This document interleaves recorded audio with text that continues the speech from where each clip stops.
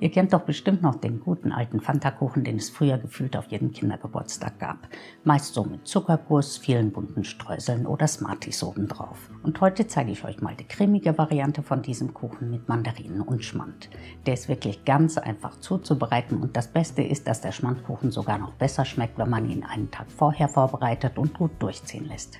Der Tortenboden besteht aus einem klassischen Fanta-Kuchen. Dafür brauchen wir 2 mittelgroße Eier, 100 Gramm Zucker, ein halbes Päckchen Vanillinzucker, 60 Gramm Öl, 75 Gramm Fanta, 125 Gramm Mehl und einen Teelöffel Backpulver.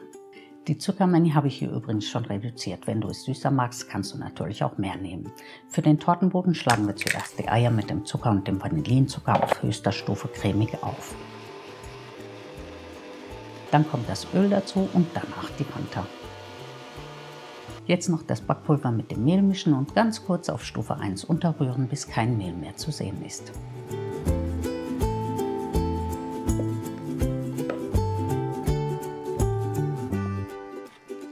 Den Tortenboden backe ich jetzt bei 180 Grad Ober- und Unterhitze ungefähr 25 Minuten und lasse ihn anschließend vollständig abkühlen.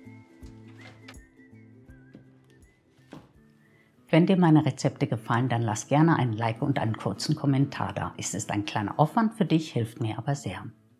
Nach dem Abkühlen kannst du den Tortenboden schon mal auf eine Platte stürzen und den Ring drum legen.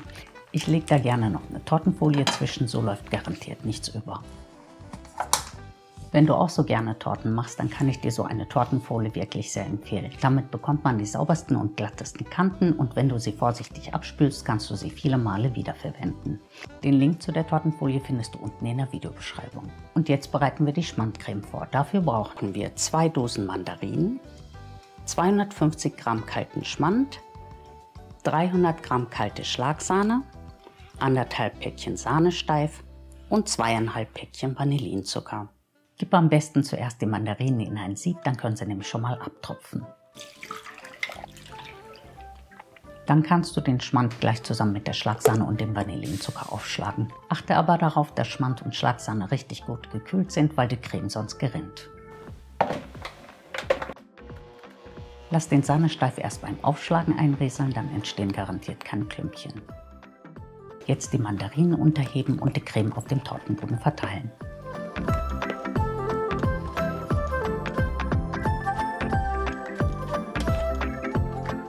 Für das Video stelle ich die Torte nur kurz in den Kühlschrank.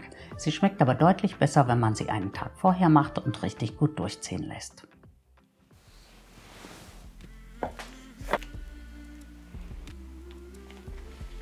Wer möchte, kann die Torte vor dem Servieren noch mit Kakaopulver oder gerösteten Mandeln bestreuen. Ich mag sie am liebsten mit ganz viel Zimtzucker. Und jetzt kommt wie immer noch der Anschnitt, den sich viele von euch wünschen. Na, wie findet ihr das? Ich hoffe, dieses Rezept hat dir gefallen und wünsche dir schon mal viel Spaß beim Nachbacken. Vielen Dank fürs Zuschauen und bis zum nächsten Mal. Tschüss!